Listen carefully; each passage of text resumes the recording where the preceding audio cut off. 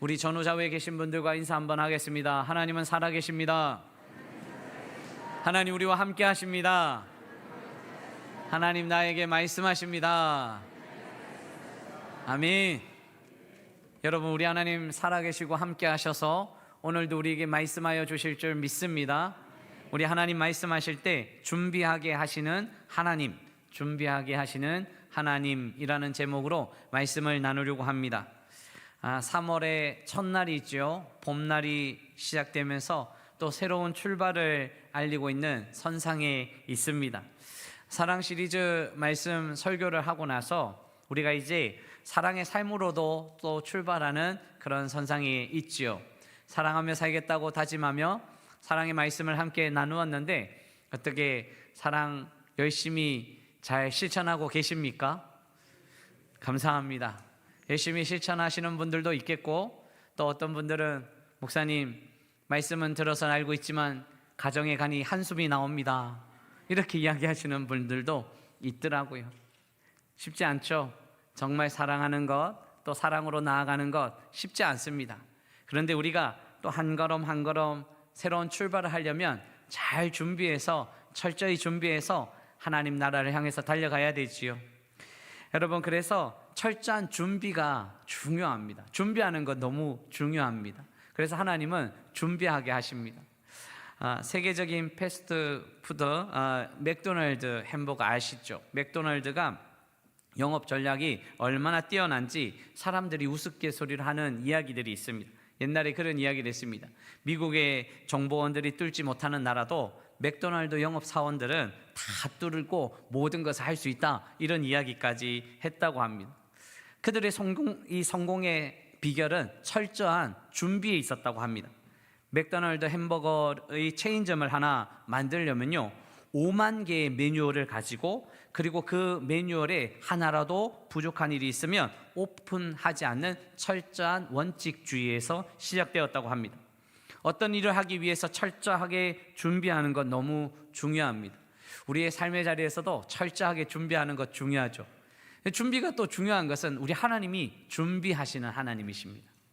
세상을 창조하시고 하나님의 백성들이 살아갈 수 있도록 철저하게 준비해 주셨습니다. 하나님의 백성을 구원하시기 위해서 예수님을 보내시는데, 이 구약 성서 전체가 예수님을 보내시기 위한 또 하나님의 준비라는 사실이죠. 예수님도 공생애 전에 준비하셨습니다. 그리고 공생애를 시작하시면서 시험을 받으시면서 준비하셨습니다. 그래서 철저하게 준비하는 거 너무 중요합니다. 그래서 우리의 삶은 어떤 삶을 살아가든지 준비하는 인생이 될 수 있어야 됩니다. 문제는 우리의 인생의 준비가 일반적인 준비와 다르다는 사실입니다. 우리 인생이 잘 준비되면 잘 될 것 같다고 생각하지만 잘 준비했는데 인생의 폭풍을 만날 때도 있습니다. 쉽지 않죠. 여러분, 인생의 준비를 생각한다면 항상 생각나는 책이 있습니다. 20대의 나이로 이 사하라 사막을 횡단했던 스티브 도나유가 사막을 건너는 6가지 방법이라는 그 책에 보면 인생은 산이 아니라 사막이다 라고 이야기했습니다. 인생은 산이 아니라 사막이다, 이 말은 참 마음속에 깊이 울리는 언어입니다. 인생은 산이 아니라 사막이라. 산을 오르는 자는 분명한 목표가 있습니다. 정상까지 오르는 목표죠. 그래서 잘 준비하면 됩니다. 코스가 어떻게 되어 있는지, 그 코스별로 얼마나 소요 시간이 진행되는지, 등정 방법은 어떻게 할 것인지 잘 준비하면 잘 오르고 내릴 수 있지 않습니까? 잘 계획하면요, 잘 준비하면요 쉽게 오르고 내릴 수 있습니다. 체력도 잘 준비되면 가능하죠. 그런데 사막은 다릅니다. 일반적인 사막의 산은요, 이 사막은요 지형이 있다 하더라도, 산이 있다 하더라도 바람이 한번 싹 불면 그 산이 금방 지형이 변하기 때문입니다. 예측 불가능합니다. 아무리 준비해도 여러분, 산이 바뀌면요 쉽게 나아갈 수 없는 것이 사막의 산 아니겠습니까? 지도가 있더라도 잘 준비되어도 그 산이 바뀌어버리면 쉽지 않는 그런 인생이요, 그것이 인생의 산이, 인생은 산이 아니라 사막이라는 거죠.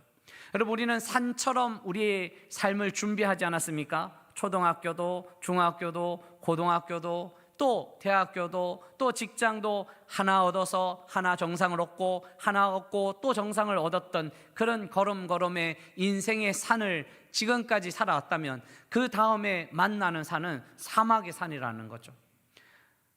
우리가 등반해야 될 정상도 잘 보이지 않고 또 준비하고 걸어가려고 노력했던 그 산도 바람 한 번 불면 바뀌는 정상, 이 사막의 산이요, 불확실성 투성이인 우리 인생의 산이 사막의 산이라는 거죠.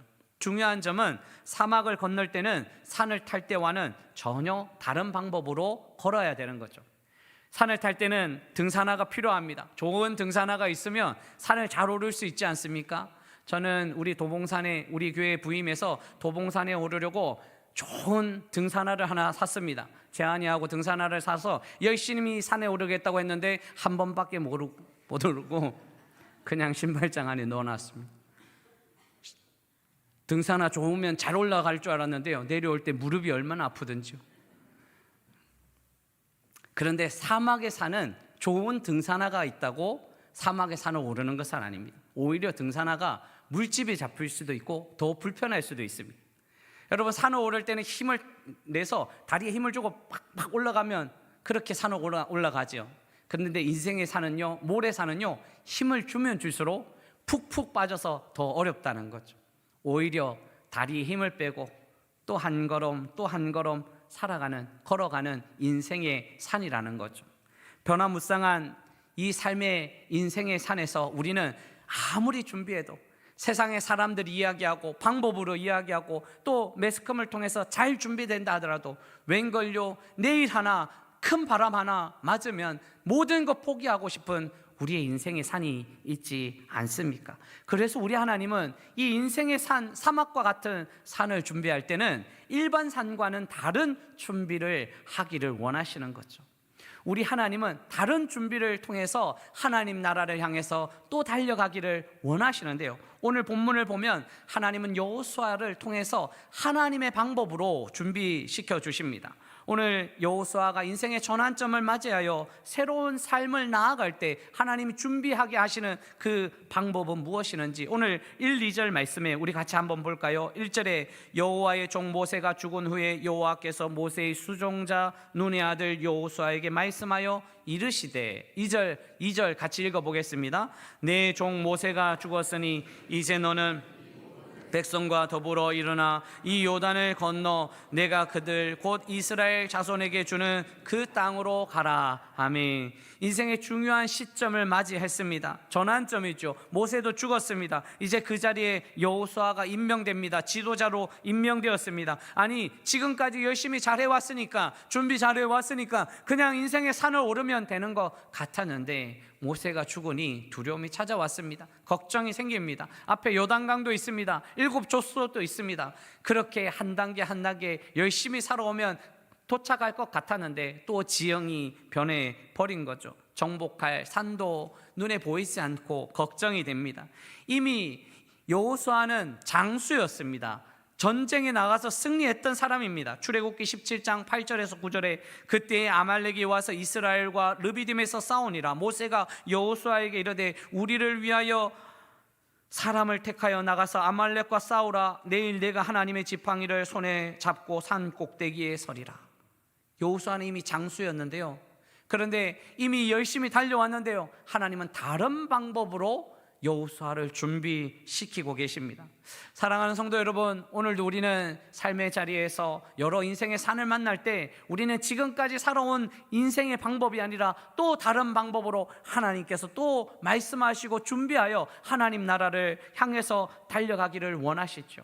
오늘 본문을 통해서 하나님은 여호수아를 어떻게 준비하시느냐, 따라서 하나님의 백성들을 어떻게 준비하실까 함께 말씀을 나누려고 합니다. 자, 하나님은 그 백성들에게 어떤 준비를 하게 하실까요? 첫 번째요, 하나님께서는요, 과거를 떠나라고 말씀하십니다. 따라해 볼까요? 과거를 떠나라. 한 번 더요, 과거를 떠나라. 네, 오늘 2절 말씀 같이 하나님 말씀 읽어보겠습니다. 내 종 모세가 죽었으니 이제 너는 이 모든 백성과 더불어 일어나 이 요단을 건너 내가 그들 곧 이스라엘 자손에게 주는 그 땅으로 가라. 아멘. 여러분, 앞으로 삶을 향해서 나아가는데 이 과거에 붙들리면 앞으로 나아가기가 힘들다는 거죠. 모세가 죽었으니 모세에게 매달려 있지 말고, 과거에 매달려 있지 말고 앞으로 전진하라. 하나님의 방법입니다. 여러분, 우리가 한 걸음 한 걸음 앞으로 나아가기 위해서는요, 과거에 매달려 있으면 안 됩니다. 과거에 지쳐가면 안 되죠. 과거의 상처와 과거의 문제로 매달려 있다면 앞으로 전진해 나갈 수가 없습니다. 하나님 나라를 향해서 달려갈 수 없는 거죠. 새로운 역사를 경험하려면 비우고 떠나야지 더 멀리 떠날 수 있습니다. 무거운 거 다 들고 출발하다 보면 몇 걸음만 가다가 쓰러지고 넘어질 수밖에 없는 것이 우리의 인생이죠. 하나님 우리를 축복하기 위해서는요, 하나님 우리에게 복 주시기 위해서는요, 먼저 비우기를 원하십니다. 새로운 미래를 향해서 나아가기 위해서는요, 지난 과거에 매달려 있으면 안 됩니다. 하나님께서 요셉을 복 주실 때 과거의 것을 먼저 잊게 하시고 복 주시는 것을 우리에게 보여주시는데요, 창세기 41장 51절에 요셉이 애굽에서 이제 총리가 되어 자녀를 낳았습니다. 장남의 이름을 지으면서 그가 이렇게 고백합니다. 여러분 같이 51절 읽어보겠습니다. 요셉이 그의 장남의 이름을 므낫세라 하였으니 하나님이 내게 내 모든 고난과 내 아버지의 온 집을 잊어버리게 하셨다. 므낫세 이름이 뭐라고요? 뜻이 뭐라고요? 잊어버리게 하셨다. 잊어버리라는 거예요. 또 한 걸음 나아가려면 잊어버리라는 거예요. 과거에 집착하지 말라는 거예요. 하나님이 복 주시고 하나님이 역사해 주시기 위해서는요, 먼저 잊어버려라, 이제 놓아버려라 라고 이야기합니다. 잊어버리고 과거의 상처, 쓴 뿌리 내려놓고 출발하라는 거예요. 그리고 차남의 이름을 이렇게 짓습니다. 창세기 41장 52절에 같이 읽어보겠습니다. 차남의 이름을 에브라임이라 하였으니 하나님이 나를 내가 수고한 땅에서 번성하게 하셨다 함이었더라. 아멘. 차남의 이름이 뭐라고요? 에브라임. 이 에브라임은 하나님이 나를 내가 수고한 땅에서 번성하게 하셨다. 번성하게 하셨다는 거예요. 그러니까 번성하게 하시기 위해서는 먼저 뭐 하라고요? 잊어버리라는 거예요. 채우기 위해서는요, 비워야 됩니다. 비우지 않고 쓴뿌리, 마음의 문제, 걱정과 염려를 채운 채 출발할 수가 없습니다. 그 쓴뿌리를 내려놓고 출발해야 됩니다. 어렸을 적에 받았던 상처가 평생 가는 사람이 있습니다. 제가 제자반을 운영하고 있을 적에 몇 사람들이 함께 모여서 은혜를 나누는데 그 과가 하나님 아버지의 사랑이었습니다. 아버지의 사랑의 이야기를 한참을 나누는데 한 사람이, 목사님, 저는 아버지의 사랑을 한 번도 경험한 적이 없습니다. 형제들이 많았고 너무 가난했는데 아버지가 술만 마시면 구타가 너무 심해서 너무 폭력적이어서 살아갈 수가 없었습니다. 그래서 제가 어렸을 적에 가정을 뛰쳐나와서 외지에 와서 살다가 교인들이 또 너무 잘해주셔서 신앙생활을 하게 되어서 지금까지 왔습니다. 그런 이야기를 하더라고요. 그러면서 아버지의 사랑을, 육신의 아버지의 사랑을 모르니 하나님 아버지의 사랑도 제가 경험할 수가 없습니다. 그때 우리 다 모여있던 사람들이 책을 덮어버렸습니다. 그리고 같이 기도했습니다. 하나님, 오늘 이 시간 하나님 아버지의 사랑을 경험하게 하옵소서. 아버지의 사랑을 경험해야지, 아버지의 사랑을 경험해야지 그 모든 일들이 다시 진행할 수 있는데, 하나님 경험하여 하나님 아버지의 사랑을 경험하게 하옵소서. 같이 뜨겁게 기도한 적이 있습니다. 펑펑 눈물을 흘리면서 하나님의 은혜를 같이 나누었고요. 그렇게 이야기했더니 그 다음부터 하는 이야기가, 이제 하나님의 사랑을 알겠습니다. 이제 하나님 사랑을 알겠습니다. 그 과거로부터 쓴뿌리가 해결되는 역사가 일어났습니다. 과거에 사로잡히면 현재도 어렵고 미래도 어렵습니다. 한 걸음 나아갈 수도 없습니다. 상처받았던 교회에서의 상처받았던 문제가 교회의 문을 닫아버리는 거죠. 오랫동안 교회를 못 나오는 분들도 교회 안에서 상처를 받고 쓴뿌리 때문에 신앙생활 하지 못할 때가 너무나 많습니다. 무엇인가 시작할 때 그 사람 때문에, 일 때문에 상처받고 어려우니 출발하기가 어렵다는 거예요. 근데 오늘 하나님께서는 뭐라고 말씀하시냐 하면, 과거의 쓴뿌리는, 과거는 내려놓아라 라고 말씀하고 계십니다. 사랑하는 성도 여러분, 과거의 문제를 내려놓으시기를 주님의 이름으로 축원합니다. 이 문제는 우리의 힘으로는 불가능하지만 우리 하나님께서 그 과거의 쓴뿌리, 과거의 문제를 내려놓고 한 걸음 한 걸음 믿음으로 달려가는 주의 백성들이 되시기를 주님의 이름으로 축원합니다. 두 번째요, 과거를 내려놓고 하나님 준비하게 하시는데 과거를 내려놓으라고 하시면서 두 번째는요, 하나님께서는 비전을 보라고 말씀하십니다. 따라해 볼까요? 비전을 보라. 비전을 보라. 네, 과거를 내놓고 앞을 봐야 됩니다.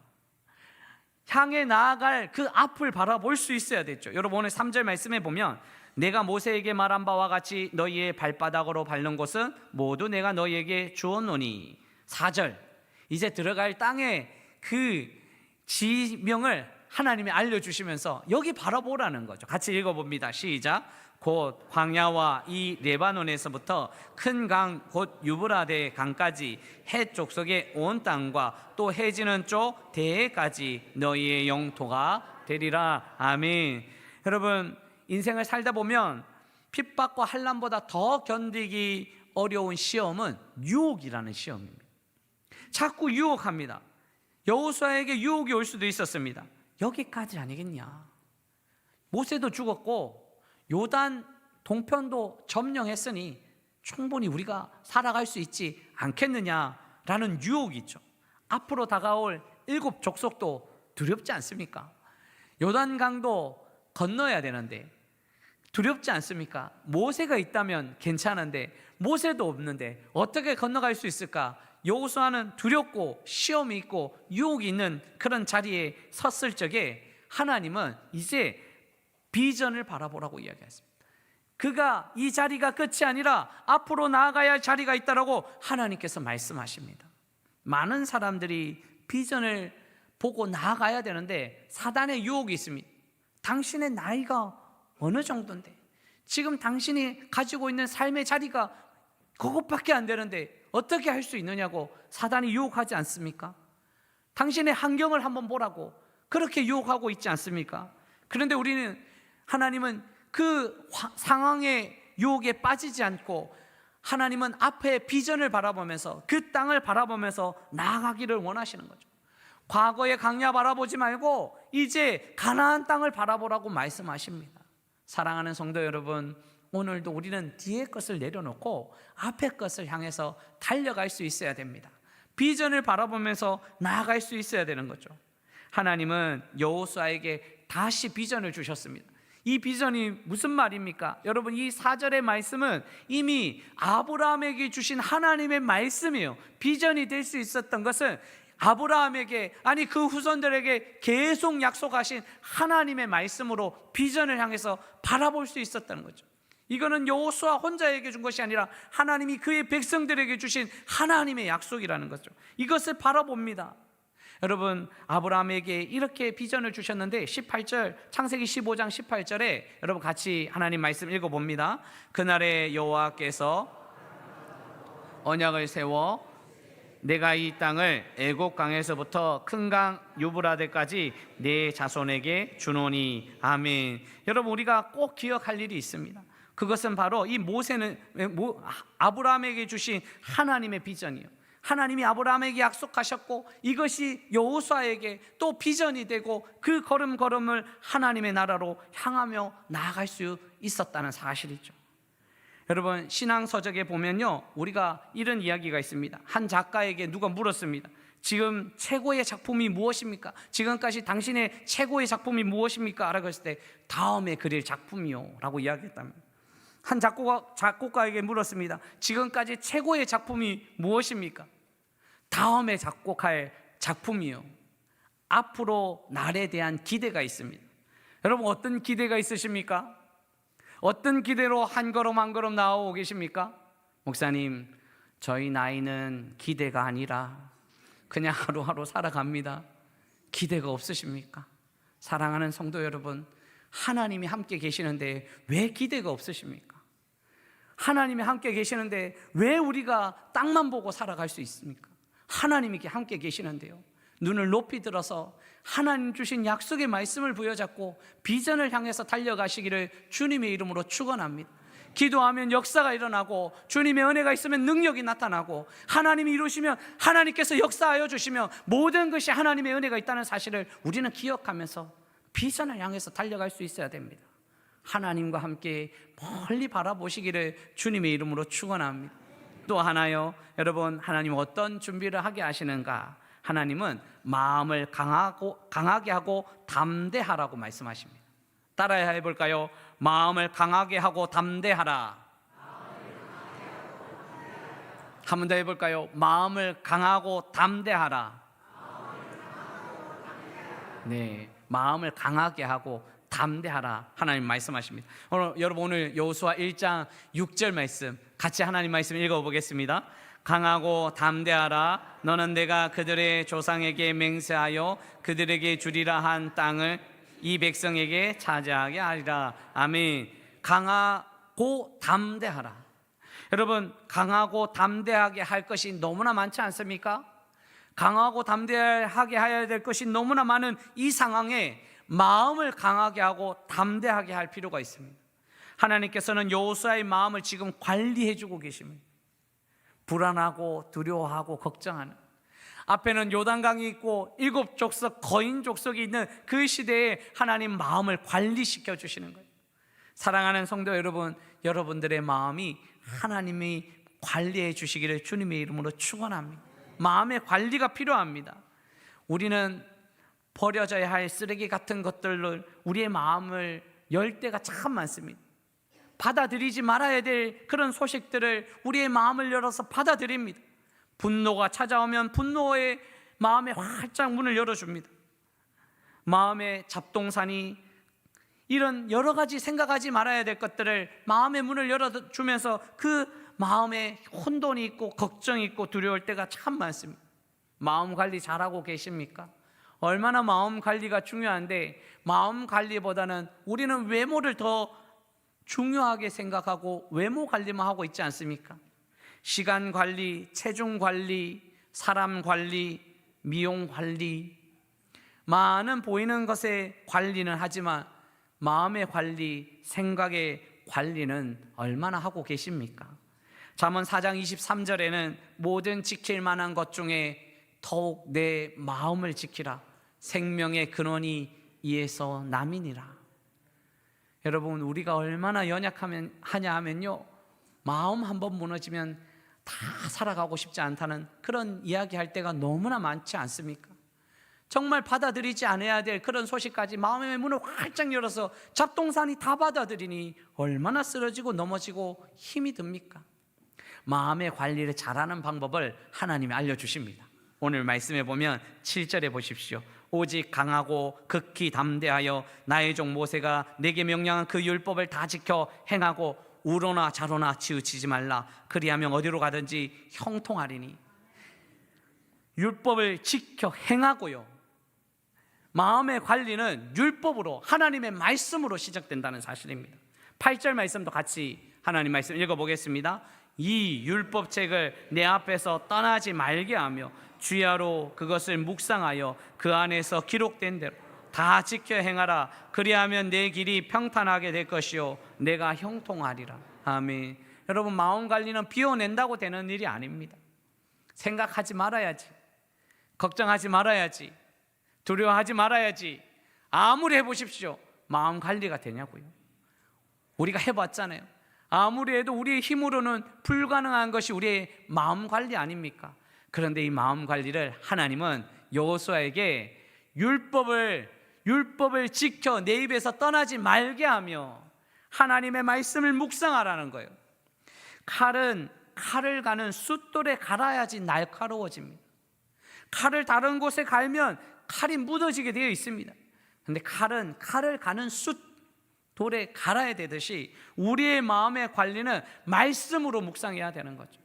말씀으로 우리의 삶을 인도해야 되려고 말씀을 읽고 또 묵상하고 말씀 앞에 섰을 적에 마음의 관리가 필요합니다.